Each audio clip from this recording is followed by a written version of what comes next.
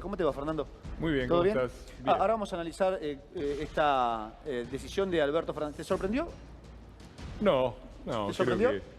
No, nada, en realidad ya a esta altura de este gobierno ya hagan lo que hagan, nada sorprende, Sí. cualquier cosa es posible, pero me parece que Alberto ha tomado una dosis de realidad con respecto a sus posibilidades y bueno, Algunos hablan de valentía, una decisión valiente del presidente de los argentinos. a mí me causa un poco de gracia todo esto que dicen, ¿no? Esto de primero la patria, después el movimiento, por último los hombres. Yo creo que el peronismo se ha caracterizado por ser lo contrario de lo que decía ser. Era un grupo que venía a acabar con las oligarquías y que se transformó en la peor de las oligarquías. Y el principio peronista lo han aplicado al revés, durante décadas. Primero los hombres, después el movimiento, la patria lo vamos viendo. Y me parece que simplemente lo que ha hecho Alberto Fernández es un ejercicio de realidad que, como dice el propio peronismo, es la única verdad. ¿Decidió tarde Alberto en comunicar este video y este renunciamiento a un posible segundo mandato como presidente o no? Mirá, no lo sé. Lo que siento es que estamos discutiendo la hojarasca, ¿no? Las hojas que se lleva el viento, Sí. la espuma del mar. Linda definición. Porque si Alberto fue antes o después, si Cristina, si aquello... Yo creo que lo que está claro es que estamos en un final de un ciclo muy claro. Esto no quiere decir que no pueda reabrirse. ¿Esto no le abre las puertas a Cristina? ¿No les genera preocupación a ustedes, por ejemplo, que Cristina pueda ser candidata? No, ¿No? yo creo que Cristina... ¿Entre Alberto y Cristina? Yo creo que Entiendo que preferían a Cristina- Alberto ustedes. Cristina se merece ser candidata. Cristina es la dirigente que ha llevado adelante son 20 años, van a cumplir 20 Sí. años. Desde el 2001 hasta ahora han transcurrido 22, Sí. han gobernado 18 años la Argentina y la Argentina está como está. Y me parece que merecería ser Cristina la candidata para que reciba lo que opina la gente, que yo creo que no es precisamente una opinión positiva. Bueno, es una excelente pregunta. Yo no logro imaginármelo, no logro ver que un fracaso como el que ha tenido la Argentina... Mirá, te lo voy a graficar. No hay una sola cifra actual del día de hoy que sea mejor que la de diciembre del 2001. Ninguna. No había inflación, hay inflación del 100%. La pobreza estaba en 38%. Estaban calculando si está en 42 o en 45. Había reservas en el Banco Central. Estamos en cero, no sabemos de dónde sacar dólares. Había superávit comercial con la soja a 160. Hoy tenemos la soja a 550 y no hay donde hay $1, viejo Gómez. Digo, no hay pobreza, ya te lo dije. Deuda incrementada exponencialmente, sobre todo en estos últimos 3, 4 años. Digo, no hay una sola cifra de hoy. La única diferencia con el 2001 que nosotros somos personas responsables, la oposición, y no le vamos a prender fuego al país, como hizo el peronismo, lo dice Cristina, no lo digo yo, manual de saqueos y desestabilización. ¿El peronismo del le prendió gobierno fuego al país? peronista, conferencia de prensa, cadena nacional, diciembre del 2012, dicho por Cristina, esto fue lo que volteó a La de la Rúa. Perdón, qué fallido, ¿no? A De la Rúa con Dualde, con el señor Dualde que hablaba antes, y también lo que volteó a Alfonsín. Cristina lo dijo. La diferencia de hoy es que nosotros no queremos muertos, no queremos de ninguna manera que explote el país, no le vamos a prender fuego a la pradera, cosa que el peronismo ha hecho sistemáticamente y que intentó también hacer con Macri sin conseguir. Sí, pero Bien. déjame hacerte unas observaciones. Dale. La primera es que Mauricio Macri, Pichetto, que fue la fórmula del 2019 de Juntos por el Cambio, sacó 2.200.000 votos más que Macri y Michetti en el 2015, Sí. en las elecciones generales. Es decir, no es que perdimos la reelección porque sacamos menos votos. Perdimos la reelección porque el peronismo, que había ido desunido, fue unido y nos ganó. Primera cosa para decir. Segunda cosa es que si vos comparás... Hoy tienen ventaja entonces, porque Yo creo que encontrás un peronismo que no está unido. Bueno, hay que ver... O a partir de hoy, quizás sí. Hay que ver, no hay que subestimarlo. La segunda observación es la siguiente. Si vos comparás, como hiciste, y tenés razón, los resultados obtenidos con las expectativas que se habían creado y las cosas que pensó el gobierno que eran posibles, el saldo es negativo. Cuando lo ajustás por la realidad, no. Yo nunca me esperé eso. Yo te lo voy a graficar así. Nosotros recibimos en el 2015 un país que se venía a pique. Sí. Es decir, tenía 7% de déficit fiscal. Yo te voy a terminarlo y después te digo algo de lo que me dice Sí. la gente todos los días. Dale. Sí, 7% de déficit fiscal, la Argentina lo tuvo antes del Rodrigazo, antes del 2001, antes de la hiperinflación. Teníamos 5% de déficit primario, teníamos balanza comercial negativa, reservas en el Banco Central negativas, Sí. atraso tarifario igual al de la anterior al Rodrigazo y atraso cambiario como el de la convertibilidad con un cepo del 100%. ¿Estás hablando de lo que está pasando ahora? Bueno, lo vamos a recibir todavía Pero peor. pará. Entonces, nosotros entregamos a este gobierno, es cierto, los 2 últimos años fueron duros, pero entregamos un país que ellos llamaron tierra arrasada. Sí, que devastado. tenía, sí, mirá, Sí, tenía, repito términos Sí. que utilizaron ellos, ¿no? Sí. Tierra arrasada, Tierra devastado. arrasada, país devastado. Sí, siempre dicen lo mismo. Tenían equilibrio primario, 0,4% de déficit, equilibrio. Sí. Tenían superávit energético. Tenían superávit comercial de 16.000 millones de dólares con la soja a 340, no a 550 como está ahora. Les dejamos 12.000 millones de dólares de reservas en el Banco Central. Les dejamos un cambio competitivo y les dejamos tarifas que cubrían el 70% y disminución del 45% de los cortes. Desde el Todo oficialismo eso- te podrían decir, todo dejaron eso- también un nivel de pobreza elevado, No, dejaron no. un endeudamiento de 44.000 millones de dólares. Error. Podrían correr por ese lado también. Error. ¿La deuda no existió?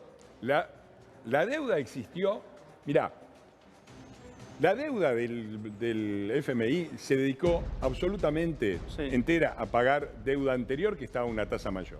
Y la forma de verificarla es muy simple. Vos te metés deuda bruta, Banco Central de la República Argentina, los datos del gobierno oficiales y encontrás que desde 2017, anterior a la crisis y al crédito del FMI, Sí. hasta que entregamos el gobierno, la deuda no subió. 0,006% subió. Es decir, no subió. Si vos tomás deuda y al final tenés el mismo nivel de deuda, ¿cómo se explica? Ahí, porque usaste la deuda que tomaste del FMI para pagar deuda anterior, que fue lo que hizo nuestro gobierno. No es, en este año, el gobierno sigue insistiendo que no puede hacer las cosas por la deuda del FMI. La verdad de la milanesa, y Sí. eso también se puede verificar Sí. en los datos del Banco Central, es que el FMI, desde que llegó este gobierno peronista, puso 3.000 millones de dólares más de los que sacó. Si vos agarrás la cuenta Sí. de pagos y haces el total, y haces la 3.000 cuenta millones de dólares de más depósito, 3.000 millones de dólares. No ¿Sabés lo cuáles tenía, son, no tenía ¿sabés ese cuáles dato. son nuestras reservas? Y más o menos eso, con suerte 3.000 millones de dólares. Sin el FMI, este gobierno ya estaría en reserva cero y el dólar andaría por los 600. Bueno, yo creo que sí, el propio Mauricio Macri ha admitido que se cometieron errores. Lo que repito, hay que interpretar bien a qué nos referimos, porque no es, está bien, todo el mundo dice lo mismo, la herencia que recibí. Sí. Nada más que nosotros le ponemos cifras. A mí que me vengan y me expliquen qué dato de ahora o del 2015 era mejor que el del 2001. Uno que me digan que fuera mejor. La verdad es que no dejaron una situación. Las cifras son las que... Porque uno puede decir Buscate la cualquier comparación, cosa. Miguel. La cuenta de este gobierno es simple. Tenían un montón de colchones. Tenían el colchón de superávit energético, equilibrio comercial, superávit comercial, equilibrio tarifas razonables, equilibrio fiscal. Sí. Todo eso lo reventaron todo. Pues sí, bueno, lo reventaron por el pueblo para que mejoraran. No, la pobreza que nosotros habíamos dejado en 35 ya está por 42. Sí. La deuda de la que se quejaban tanto subió más rápidamente que con ningún gobierno anterior. Y vuelven a dejarlos el mismo panorama del 2015 empeorado, con más déficit. Y claro, el próximo gobierno no la va a tener nada fácil. Y a mí me causa un poquito de pena verlo a Kicillof diciendo eso. Por favor, que le avisen a Kicillof que el ministro de Economía es Massa, porque habla como si fuera Fidel Castro el ministro de Economía. Es Massa, muchachos, y el ajuste lo están haciendo ustedes. Y la devaluación la están haciendo ustedes. Dicen, no, el próximo gobierno quiere la devaluación. Ya está la devaluación. Nosotros recibimos en su momento, el 2015, el dólar real a 15 pesos. Y el día de las elecciones en Las PASO valía 45. ¿Logramos frenar? No, pero la verdad es que se triplicó. Se triplicó. Este gobierno lo recibió, lo septuplicó. Estamos, y ahora ya tengo que actualizar la cuenta porque digo, septuplicó y estoy pesando de 60 a 420. Ya está en 450. Estoy Entonces, buscando acá no este se juego de trata, yo comparación. no he visto nunca un país con menos derechos que este. ¿Cuál es el derecho que tienen hoy los argentinos al trabajo, a la seguridad, a la educación? ¿Cuál es el derecho que tienen los jubilados a una jubilación digna? Digo, la verdad es que habla... Bueno, Mirá, no, fue esa es bajarle la otra- jubilación a los abuelos. No, la ¿Eh? verdad que no. ¿No? Te acordás mal. ¿No? Te acordás mal. ¿Seguro? Te acordás mal porque se acuerda mal la Argentina. ¿Seguro? cuando hubo una situación de crisis... Mirá que buscamos el archivo, ¿eh? Sí, con mucho gusto, te lo digo yo y lo podés verificar en el archivo. A ver, te escucho. En 2001, en una situación económica crítica, lo que hizo el gobierno de la Alianza, neoliberal, vendepatria y no sé qué, es aplicar no un descuento, no una disminución, sino un ahorro forzoso que se iba a devolver pasada la crisis, del 13% sobre las jubilaciones superiores a los $500. Es decir, a jubilaciones que hoy andarían alrededor de los 200.000 pesos. A esas jubilaciones, un ahorro forzoso del 13%. Escándalo. Todavía están hablando de los jubilados, todavía están repitiendo eso. Al año siguiente vino este muchacho que estaba antes que yo, un tal Duhalde. Sí. Tuvimos 40% Suena de efectivo decirle que este muchacho fue expresidente, exgobernador, ¿no? Bueno, sí. Hay que respetar la investidura, Bueno, de un lado y del otro. Avísenle a los kirchneristas que después de haber aceptado la candidatura de Duhalde para ser presidente de la Nación, los Kirchner a los 2 años decían que era un padrino mafioso. Avísenle Está del bien, respeto. pero lo que digan los Ahora, Kirchner yo no tiene tengo que ver ningún con... respeto por el señor Duhalde, lo lamento. Déjame ir al punto. Dale. Después de esto, de este ahorro forzoso a ser devuelto a jubilaciones y sueldos estatales superiores a lo que hoy serían más de 200.000 pesos por mes, vino Duhalde. La inflación fue de más del 40%. ¿Sabés cuánto aumentaron las jubilaciones y los salarios el año de Duhalde, el del 2002? 2%. Le sacaron 38 puntos, 38% a los salarios y las jubilaciones en un solo año cantando la marchita peronista. Ese fue, de eso no habla nadie. Todo el mundo habla de la Alianza y Patricia Bullrich y no sé qué cosa, que habían tratado de hacer un ajuste que en ese momento era lo que se podía hacer y era razonable y evitaba lo que vino después, que fue esto. No, eso es. Yo creo que es el problema del Frente de Todos. Es el problema del Frente de Todos. Nosotros no tenemos que subestimarlos de ninguna manera y tenemos que trabajar seriamente y tener un programa de gobierno coherente y llegar bien preparados. Creo que una de las ventajas sobre el 2015 es que en aquel momento la Alianza Cambiemos se estableció sobre la hora. Cuando el radicalismo decidió en Gualeguaychú integrarse, quedaba menos de un año. Y Mauricio Macri estaba tercero en las encuestas, ¿no? Tuvimos poco tiempo y se salió como se pudo. Hoy hay un tiempo, los equipos están trabajando, las fundaciones están elaborando planes de gobierno, me preocupa eso. Y la interna de la oposición no me preocupa, porque es lo que pasa en todo país democrático. Digo, miremos, yo viví en Italia y viví en España, no es que la oposición, cuando tiene que definir cuál es el candidato que lleva, se andan tirando flores, se critican, dicen yo soy distinto, yo creo soy mejor, este se equivoca. No. Sí, los rumores que circulan son muchísimos. Pero nosotros no vamos a entrar en esta. Yo me permito recordar que en el año 2019, cuando ya estaba prácticamente decidido, que ya se habían hecho las PASO y estaba claro que el próximo presidente iba a ser Alberto Fernández y se venía el cuarto gobierno peronista, este señor Fernández hizo todo lo posible para que Macri cayera escupiendo sangre, como dijeron de Alfonsín. Esto es fácil de googlear. Alberto dijo que el dólar estaba subvaluado, que se venía obligatoriamente una devaluación y hasta dijo el nivel que tenía que tener el dólar, 60%, que implicaba una devaluación del 33%. Textuales. Bueno, después de perder la primera vuelta fue, ¿no? Textuales, no, las PASO. Las PASO, hubo una devaluación. No, lo que hubo después de las... ¿No? Sí, lo que ¿Miento eso o no? fue ¿Cuánto estaba el dólar antes de las PASO con Mauricio y a cuánto se fue al día siguiente? 47 y se fue a 60. ¿Te acordás de la frase de Mauricio, vayan a dormir?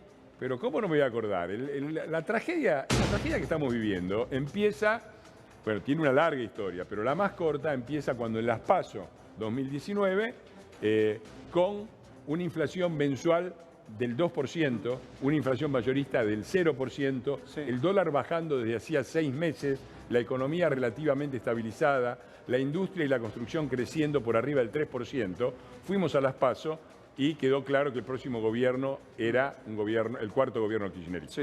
Al otro día, el riesgo país, que era 9,71, se fue a 1.957. Al otro día, los bonos cayeron más del 40%. O decir que fue un efecto de triunfo. En un día fue la caída de la bolsa más grande Depende de la de qué historia vereda mundial. estás, te Ahora, hacen una Fernando, lectura escuchame, distinta. Dale. Fue la caída de la bolsa más grande de la historia Pero vos mundial. me entendés, no, depende de qué vereda estás, te hacen una lectura diferente. No, en el medio pero estamos no los hay una... argentinos. ¿Qué lectura? A ver, ¿qué influencia? Uno escucha barbaridades. Por ejemplo, le escucha a Sí. Cerruti, que se pasaron 20 años diciendo que la emisión no provocaba inflación, explicando la inflación que hay por la emisión de la cuarentena. Uno escucha barbaridades de ignorantes todo el tiempo. Ahora vos explícame qué influencia puede tener un gobierno en el valor de las acciones. El mercado decidió que las acciones argentinas con un gobierno peronista valían más o menos la mitad que las acciones argentinas bajo el gobierno de Cambiemos. Las acciones, los bonos, las empresas y el dólar, todo perdió entre el 30 y el 50%. Fernando, bueno, ahí vos estás hablando del mercado. Por favor, Ese está muy mercado- claro. Sí, son unos genios bárbaros. O sea, esas personas que vos decís decidieron que los bonos que tenían ellos valían la mitad, que las empresas que tenían ellos valían la mitad. Unos genios de la economía. Por favor. Lo que Pero pasó ¿quién influye es en la que suba está del dólar? El país, bajo las manos del peronismo, el país productivo vale la mitad.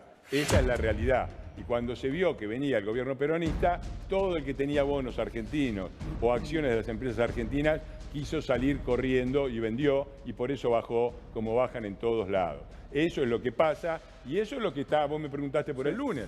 Eso es pero yo te recuerdo, nosotros somos responsables, no vamos a decir nada. Sí. Fue Alberto el que dijo que se venía de devaluación. Sí. Fue Alberto el que dijo que el FMI había pedido adelantar las elecciones porque había vacío de poder. Textual de Alberto del año 2019. ¿Ustedes no van a pedir adelantar las elecciones? Nosotros no vamos a pedir eso, ¿No? nosotros no somos golpistas, nosotros respetamos las instituciones, les pedimos que gobiernen y sean responsables. Porque nosotros les dejamos un país que llamaron tierra arrasada, pero estaba ordenado, sin déficit y con 12.000 millones de dólares ¿Ahora qué en el es Banco esto? Central. ¿Qué país por sería favor, esto? muchachos, Pará, ¿dónde Fernando. están? Por favor, devuélvanos la tierra arrasada, por favor. Déjennos el déficit que les dejamos, el superávit energético que les dejamos, los 12.000 millones de dólares en el Banco Central. Se los pedimos, por favor, y un cambio razonable y tarifas razonables. Dejen todo eso y dejen de hablar de tierra arrasada. Porque tierra arrasada es esta.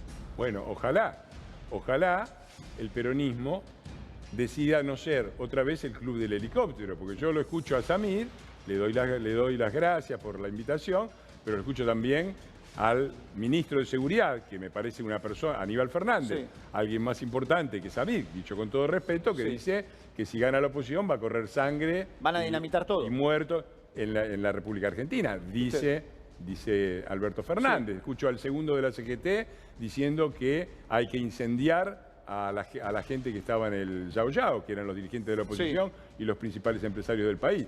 Ojalá que el peronismo no sea, como fue con De la Rúa, como fue con Alfonsín y como intentó ser con Macri, el club del helicóptero. Y el diálogo con mucho gusto en el Congreso. Yo estoy en el Congreso. Pero no hay mucho diálogo en el para Congreso. Eso está. Funciona según la Constitución.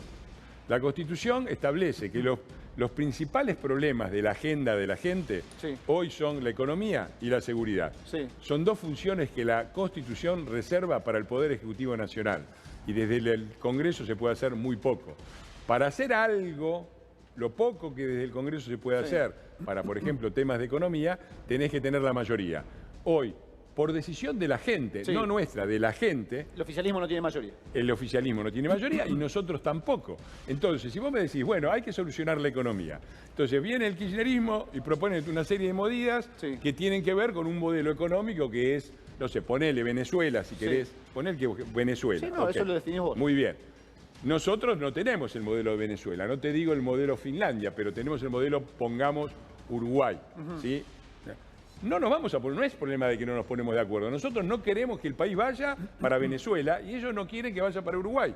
Y si ninguno tiene la mayoría, ninguno puede imponerle al otro. Entonces vos decís, bueno, vamos a hacer una sesión, vamos a tratar los problemas de la gente. Sí. Tratemos si hay que subir o bajar la soja. Sí. El kirchnerismo dice hay que subir Sí. Ustedes, las retenciones. todo lo Nosotros decimos hay que bajarla. Exacto. ¿Qué vamos a hacer una sesión para discutir eso? Pero ¿no te parece que habría que llegar a un acuerdo? Digo, en lugar de mantenerse firmemente en cada postura. Nosotros nunca ¿no? vamos a estar de acuerdo en ir hacia Venezuela. Digo, encontrar Nos una, oponemos- pero no, uno no dice ir hacia Venezuela o ir a Uruguay. Encontrar un término medio. Es tan difícil No hay encontrar un término término medio.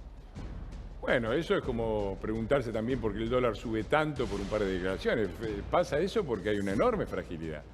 Y hay una enorme fragilidad que le toca protagonizar a Alberto, pero que es el producto de tantos años de reventar la tarjeta. Sí. Néstor Kirchner recibió un país que después del ajustazo mayúsculo que hizo Dualde, llevando la pobreza al récord del 57%, estaba desde el punto de vista macroeconómico ordenado. Tenía superávit fiscal, superávit comercial. Pero macroeconómico acá nada. Reventaron todo, reventaron la tarjeta. Y el primero que la empezó a reventar fue Néstor. Claro, mientras vos reventás la tarjeta la pasás bien. El primer periodo de Néstor, hay que pagarlo. Los días más felices, siempre fueron peronistas, manteca al techo.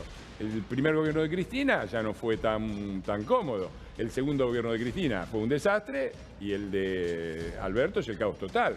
Porque eso es lo que pasa con el populismo. Fernando, es lo que te pasaría a vos. Si vos vas y agarrás la tarjeta y llevas a tus pibes a Disneylandia y vamos a pasear, a fin de mes y cambio el auto y qué sé yo, te la vas a pasar bárbaro por un tiempo. Después vas a tener que empezar a pagar la tarjeta, después se te va a complicar y después vas a estar liquidado, ¿no? Bueno, eso es lo que hace el peronismo, lo que hizo históricamente. Un ejemplo rápido. Perón dice, cuando asume en 1946, que los... Me gusta escucharte hablar de Perón, a ver, dale. No se podía circular por el Banco Central porque estaba abarrotado de lingotes de oro. Las reservas más altas de toda la historia argentina en el Banco Central. En 1950, default. En 4 años liquidaron todo. ¿A dónde fue el oro? Los días más felices. Ahora la gente se acuerda de los días más felices. Fernando, de los días más infelices que vienen después no se acuerdan nunca, ¿no? Y bueno, porque si yo agarré la tarjeta, salí a reventarla esta noche, vas a ver que la vas a pasar bien. Después, cuando te despiertes mañana con la resaca, me contás. Eso es lo que ha sucedido. Eso fue también en los 70. El plan Helvar, fantástico.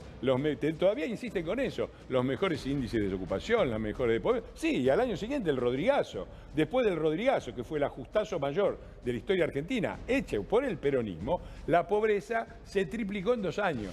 Se triplicó en 2 años con el ajustazo del Rodrigazo. Si reventás la tarjeta, después la tenés que pagar. El primer gobierno de Perón fue reventar la tarjeta. El segundo gobierno de Perón se llamaba, en 1952, Perón dicta el plan de ajuste y declara, no, eso fue anterior, fue el del primer plan, el del 50. Me acordé por la muerte de Evita declara en ese momento que va a controlar en cada hogar y cada familia argentina para que nadie gaste más.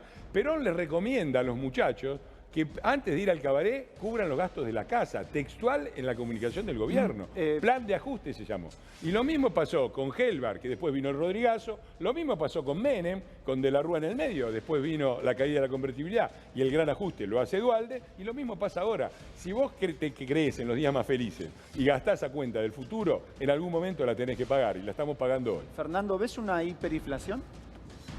Yo no soy economista y aunque la viera no lo diría. Ojalá que no. Ojalá que no, porque llevaría la pobreza a límites que no quiero pensar. Hoy hablan de una superinflación, ¿no? El nuevo término, nueva definición. Eso es imposible de ocultar cuando tenés una inflación. No, nadie lo puede ocultar. Nadie te puede decir que no hay inflación en la Argentina. En marzo 7.7, dicen que abril va a ser superior. Ya algunos están anunciando que va a superar el 8 puntos. Pero es peor. Es peor, porque no solo tenemos una inflación muy alta que duplica la que dejamos nosotros. Sí. Nosotros dejamos una inflación que no contenía inflación reprimida. ¿Por qué? Porque las tarifas cubrían casi todo el precio de la energía. Y la inflación que teníamos era producto de eso, que habían subido mucho las tarifas para poder pagar el costo de la energía. Nosotros teníamos un tipo de cambio competitivo que ahora es casi el mismo tipo de cambio de la convertibilidad. O sea, esta inflación enorme del 100% contiene inflación reprimida. Van a tener que ir a un ajuste de tarifas más tarde o más temprano. Algo de lo que me preguntabas de van a tener que ir, inevitablemente, ningún país puede vivir con una brecha cambiaria del 100%. Por lo tanto, y ya está corriendo el dólar, y va a haber toda la inflación reprimida, 100% de inflación, más una enorme inflación reprimida. Entonces, lo que dejan es una bomba de tiempo. Mirá, este gobierno no tiene la menor idea de qué hacer con el país ahora que es gobierno, pero tiene muy claro lo que quiere hacer con el país cuando haya otro gobierno. Bomba de tiempo y Club del Helicóptero. Ese es el plan. Para el 2024, bomba de tiempo y Club del Helicóptero. El problema que han tenido es que la mecha se les acortó y al final la bomba de tiempo les puede estallar a ellos. Ahora, una cosa es que vos tengas un gobierno que pueda manejarlo, y pueda hacer que esto tenga el menor daño posible y se haga para provocar, para crear las condiciones de una posterior recuperación, eso es lo que nosotros esperamos hacer desde Juntos por el Cambio. Y otra cosa es que tengas a estos aprendices de brujo que arrancaron diciendo que era un gobierno de científicos y no hicieron más que desastres con la pandemia, con la economía y con todo. Entonces ahí sí, porque no solamente vas a tener la explosión de la bomba, la vas a tener sin ninguna perspectiva de futuro y muchísimo peor que con alguien con quien la pueda controlar. Sí. Nosotros creemos que la protesta social es absolutamente legítima. Lo que también sostenemos es que tiene que hacerse respetando las reglas de la convivencia, es decir, no impidiendo que quienes tienen que trabajar para mantener funcionando el país lleguen a su trabajo, por ejemplo. Es decir, no se puede bloquear impunemente el espacio público. Bueno, esa es sin duda una de las diferencias. Nosotros, cuando la sesión del Congreso por el tema jubilatorio 2017 fue custodiada por la Gendarmería y Patricia Bullrich, hubo algunos episodios de violencia que se controlaron rápidamente y no se pasó a mayores y la sesión se pudo celebrar. ¿Cómo van a impedir los cortes? Una semana después tuvimos 14 toneladas de piedra, policías heridos, en una situación. Y está muy claro, nosotros creemos, somos democráticos y nos parece que la protesta social es legítima y debe ser respetada, en condiciones que no impidan a quienes trabajar, a quienes trabajan y sin violencia. Las 14 toneladas de piedra lo que te preguntó Miguel es interesante. No se pueden repetir. ¿Qué van a hacer con los cortes de calles específicamente? No pueden ser repetidas. Mira, yo no soy un experto en seguridad. Diálogo siempre hay que tener, pedirle a la gente que sea razonable y que proteste sin interrumpir completamente el tránsito ni perjudicar a los demás, es un pedido razonable que no creo que los muchachos vayan a respetar.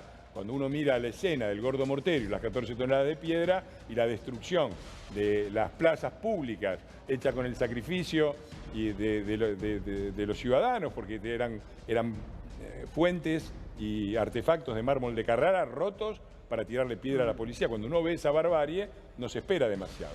Y la propuesta muy clara de Patricia Bullrich es que vamos a hacer respetar el orden democrático, el orden civil. La democracia implica también que nadie pueda privatizar, que nadie pueda apropiarse del espacio público, que por definición es de todo, y lo vamos a hacer respetar.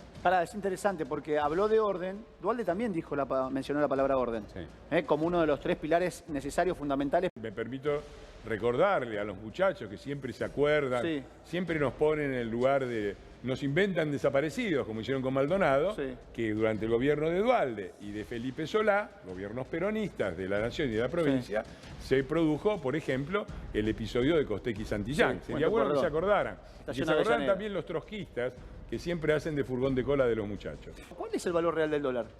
No, yo no quiero... 4.42 hoy. No quiero entrar en eso. Es una cosa paradójica porque si lo analizás desde el punto de vista macroeconómico quizás esté hasta sobrevaluado. El problema es que el nivel de incompetencia de este gobierno hace temer permanentemente lo peor. Vos mismo lo decís. ¿Qué va a pasar el lunes cuando abran los mercados? Es la gran pregunta. ¿Qué pasa el lunes? Y este es el gobierno de científicos, ¿no? Eran los que se burlaban del gobierno de los CIOs y que venían a bajar la pobreza y a devolver el asado y a... La heladera llena. A llenar las heladeras y no sé qué. Y la gente les creyó. Bueno, yo espero que no les crean más, porque la verdad es que no... Bueno, ustedes venían con el discurso de pobreza cero y no tuvieron nada de pobreza cero. Bueno, nosotros obtuvimos, pese a todo... No me vas a decir que bajaron la pobreza porque no la bajaron. Si vos la medís de 4... Si vos me lo ponés como resultado final, es cierto. Nosotros, en esta enorme corrección macroeconómica que hubo que hacer, hubo un aumento de la pobreza del 30% al 35%, 5 puntos. Me permito recordar que el señor Duhalde, una corrección similar, la llevó de 38 a 57, que la hiper la dejó por arriba de 50. Permitime también decirlo, porque se nos atribuye esto a la maldad de Macri, qué sé yo. Yo me permito recordar que los 2 índices menores de pobreza de los últimos 30 años de Argentina se registraron en 1993, gobierno liberal de Menem, y en 2017, gobierno liberal de Menem. Gobierno liberal de Menem, y en 2017 con Mauricio Macri como gobierno. Durante 2 años se bajó la pobreza, después vino la sequía, toda una serie de problemas importantes, sumados a los errores que cometimos, hubo una corrida cambiaria y la cosa en los últimos 2 años empeoró. Pero empeoró 5 puntos. Hoy estamos 8 puntos arriba. Es decir, nosotros Nosotros pagamos la tarjeta que habían reventado y tuvimos 5 puntos arriba. Esto, la volvieron a reventar y 8% arriba. Me parece que hay una diferencia. Nosotros necesitamos los votos de todos. Porque Patricia es insistente. En el 2015... Sumemos a Milei, sumemos a Milei. Es relativo. Igual, primero déjame responder la primera. Dale. En el 2015 ganamos porque nosotros fuimos unidos y ellos separados. En el 2019 ellos fueron... No, nosotros fuimos unidos, pero ellos también fueron unidos y nos ganaron. Hoy el problema que plantea Milei es la división de la oposición y el riesgo de que esto le permita a los muchachos ganar la provincia de Buenos Aires, donde no hay balotaje y donde se decide por una diferencia de un voto. Un voto gana. Porque nosotros le podemos ganar la provincia de Buenos Aires al peronismo, pero le podremos ganar por 3, 4 puntos. Si Milei se lleva 10, vuelve Kicillof, ¿no? O vuelve el que pongan ahí. Sigue Kicillof. Sigue Kicillof. A nivel nacional, lo mismo. Las candidaturas ejecutivas, no legislativas, de Milei. Las ejecutivas, Milei presidente, debilita. En la PASO, le quita votos, sobre todo a Patricia Bullrich, en beneficio de Horacio Larreta. Y en la definitiva, le quita votos a Juntos por el Cambio, en la general, en beneficio del peronismo. Por eso me parece que Patricia razonablemente trataba de incorporarlo a Javier. Javier dijo que no y la cosa está cerrada. Ya dijo le invitó a Patricia Bullrich a salir de Juntos por el Cambio y a hacer una interna con él y Patricia le contestó que no. Nosotros estamos Juntos por el Cambio, estamos ahí, creemos en ese proyecto con todos los problemas y dificultades que tiene y vamos a mantenernos ahí a tratar de cambiar el país.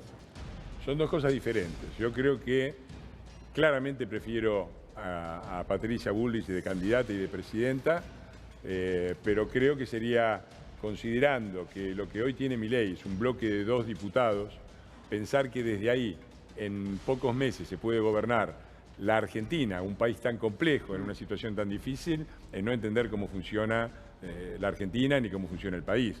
Por lo tanto, yo ya se lo he dicho personalmente, Horacio, yo voy a hacer todo lo posible para que él no sea nuestro candidato, sino que sea Patricia Bullrich, pero si él es nuestro candidato, yo lo voy a apoyar. ¿Lo vas a acompañar? Después la gente, el voto es de la gente vota lo que le parece.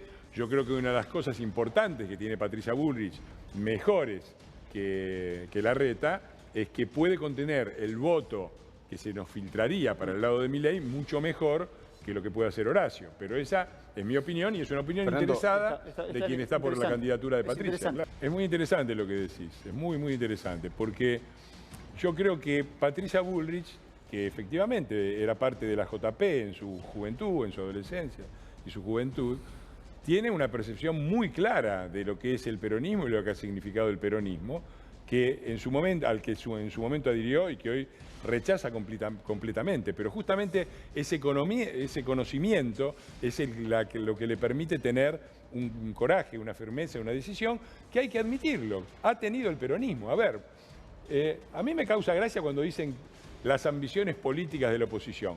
Ojalá, acá el peronismo, si vos juntás quienes se identifican como peronistas y kirchneristas no son más del 20% y han gobernado el país durante el 80% del tiempo, ya sea que lo midas desde 1989 o que lo midas desde el 2001. Es decir, acá el que ha tenido voluntad de poder clara y definida ha sido el peronismo. Y eso es algo que la oposición tiene que aprender.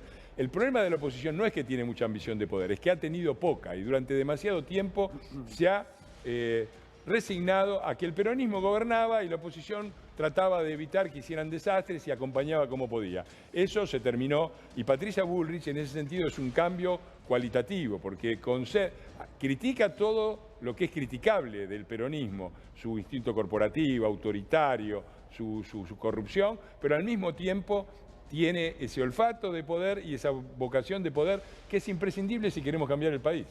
Sí, si no, la CGT tiene, como siempre, un poderoso plan de movilización de defensa del salario que arranca el 11 de diciembre de este año, es decir, cuando suma el próximo gobierno. Mientras gobiernen los muchachos, como hicieron también con Duhalde, miran para otro lado y siga, como La Molina era el juez que decía, bueno, siga. Sí, bueno, La Molina. ¿Qué hacemos con la CGT? Yo empezaría así. Yo tengo un proyecto de reforma de la Ley de Asociaciones Sindicales que establece que las asociaciones sindicales de un país democrático tienen que respetar las reglas de un país democrático. Tiene que haber representación de las minorías en el Consejo Directivo, tiene que haber elecciones transparentes controladas por la Justicia Nacional, los que asuman cargos tienen que ser personalidades políticamente expuestas y por lo tanto tienen que presentar declaraciones juradas. Todo eso. Hagamos para empezar, para charlar con los muchachos, un plebiscito, a ver qué opina la gente, si hay que hacer esta reforma de las asociaciones sindicales o no.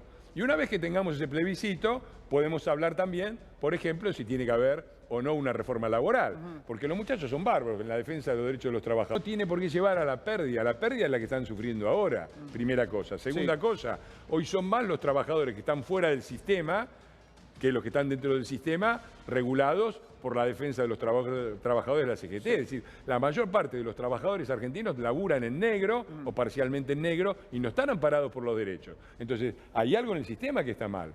Hoy, vos andate, mirá, yo viví acá 20 años, a pocas cuadras, lavaba el auto en uno de los lavaderos por acá, no voy a decir cuál. Dale. Andá a preguntarle, ¿qué te va a decir? Y yo podría tomar 2 o 3 muchachos más. ¿Y por qué no toma? Y porque riesgo laboral, después me hacen juicio y quieren estar en negro porque si no pierdo el plan social, pero después el mismo que me pidió estar en negro porque pierdo el plan social, me hace juicio laboral porque no lo puse en blanco. Digo, así están todas las pymes. Son miles y miles y miles, cientos de miles de puestos de trabajo que el panadero de la esquina, el lavadero, que se pueden crear mañana si se cambia la legislación laboral. Digo, los representantes de los derechos de los trabajadores no quieren que la gente labure y labure en blanco. Bueno, hay que reformar la ley de asociaciones sindicales y hay que reformar también el régimen laboral, porque así no se puede más. Está claro que este sistema fracasó. Ojalá que sean las dos cosas. Para vos y para los dos. Ojalá que sean las dos cosas, pero también el modelo que se aplicó, por ejemplo, lo que permitió lanzar Vaca Muerta fue un acuerdo con los petroleros de acá para adelante. Si hay que hacer eso y no tenemos más remedio, empezaremos por eso, pero sobre todo trataremos de cambiar todo de entrada, porque la Argentina necesita un cambio muy profundo, muy profundo. Está claro que este modelo fracasó. Son 20 años y 20 años donde siempre, los 16 que gobernaron ellos, fue con la soja que llegó a 500 y se mantuvo en 500. Y lo que tenemos es cada vez más pobreza, lo que tenemos es cada vez más trabajo en negro, lo que tenemos cada vez es más inseguridad. Hay que cambiar el modelo, hay que cambiarlo profundamente y ojalá la gente nos acompañe y tenga paciencia, porque los resultados no se van a ver de un día para el otro, van a necesitar no del sacrificio, sino del esfuerzo. La diferencia es esta, vamos a pasar momentos difíciles. La diferencia es si en esos momentos difíciles construimos un futuro o seguimos rifando el porvenir de nuestros hijos. Esa es la diferencia. Imposible no, pero sí difícil. ¿Sí? Es difícil gobernar. La provincia de Buenos Aires es el 40% del país. Cuando medís territorio, población, PBI, anda más o menos por ahí. Bien. Entonces es difícil tener un gobierno escindido. Por eso es tan importante el voto en la provincia y es tan importante no dividir el voto opositor para una candidatura simbólica, que es la que va a llevar Milei a gobernador. ¿Acaso votar los diputados? El que tenga ese pensamiento, que vote los diputados y los senadores de Milei, me parece perfecto, pero dividir el voto a gobernador es volver a darle la provincia de Buenos Aires al peronismo. Y yo de esto te puedo hablar ahora. Yo me crié en Avellaneda. Yo viví 30 años en Piñeiro, que es el barrio obrero de Avellaneda. Sí, a mí no me la contó nadie. No me la contó nadie. Yo vi la decadencia que trajo al país el peronismo, porque la vi en la provincia, desde 1987, que fue el momento que terminó Armendáriz, prácticamente gobernó solamente el peronismo, excepto los 4 años de María Eugenia Vidal.